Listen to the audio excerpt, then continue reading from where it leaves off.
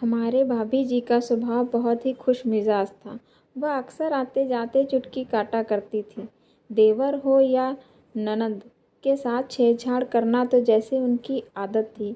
मैं तो अभी बड़ी ही हो रही थी तो मुझे कुछ ज़्यादा पता नहीं था, लेकिन भाभी ने मुझे वह सब सिखा दिया जिसके बारे में मैंने कभी सोचा नहीं था। हमारी भाभी देखने में बहुत ही सुंदर थी। घर के काम नहीं आते थे, लेकिन खुद को वह करिश्मा कपूर से कम नहीं समझती थी। नई नई शादी हुई थी। उस वक्त हमारी भाभी की उम्र 20 साल की होगी। इसमें भाभी बहुत कम ही पर्दा किया करती थी।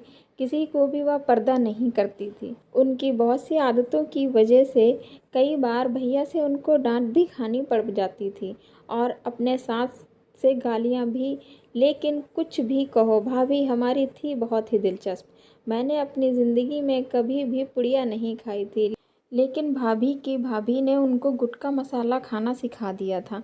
अब भाई उन्होंने मुझे भी चुपके से खिला दिया।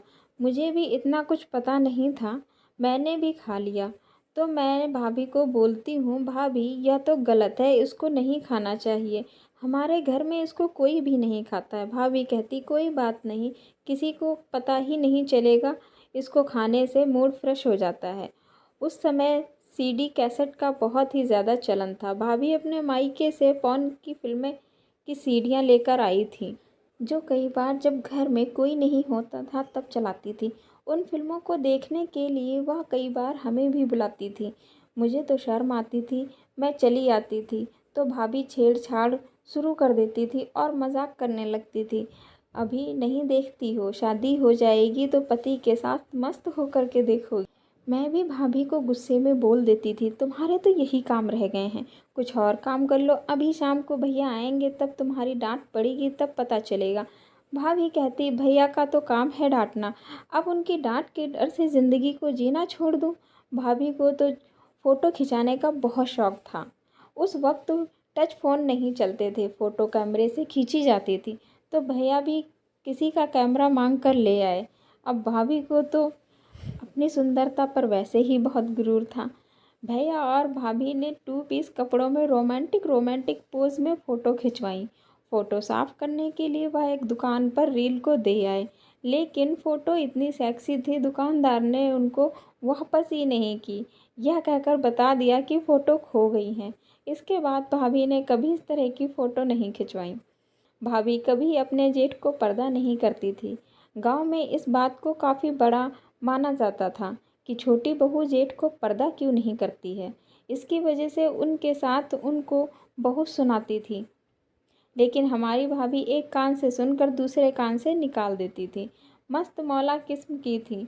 मेरी भाभी के साथ मेरी बहुत बनती थी। बहुत ही ख़राब आदतें भाभी ने सिखा दी थी मुझे, लेकिन मैंने कभी उन ख़राब आदतों का इस्तेमाल नहीं किया। समय बीत गया, वक्त बदल गया, भाभी का भी स्वभाव काफ़ी बदल गया। अब तो भाभी के 2 बच्चे हैं, वह भी शादी करने लायक हैं। अब हर चीज़ का ख्याल रखती हैं, कोई भी फालतू बात नहीं करती हैं। जितना बोलती हैं समझदारी वाली बात करती हैं। मैं कभी कभी भाभी को छेड़ने लगती हूँ और बोलती हूँ, भाभी आप तो वही थी जो बिना सोचे समझे सारे काम करती थी, किसी की बात को महत्व नहीं देती थी। आज जब खुद सास बनने का समय आया तो इतना बदलाव आ गया। तो भाभी एक ही जवाब देती हैं, वक्त के साथ इंसान सब कुछ सीख जाता है। उस वक्त मेरी उम्र कम थी, लड़कपन था मेरे अंदर। अब जैसे जैसे उम्र बढ़ती है तो दुनियादारी की सारी समझ हो गई है और भाभी फिर से अपने काम में लग जाती है।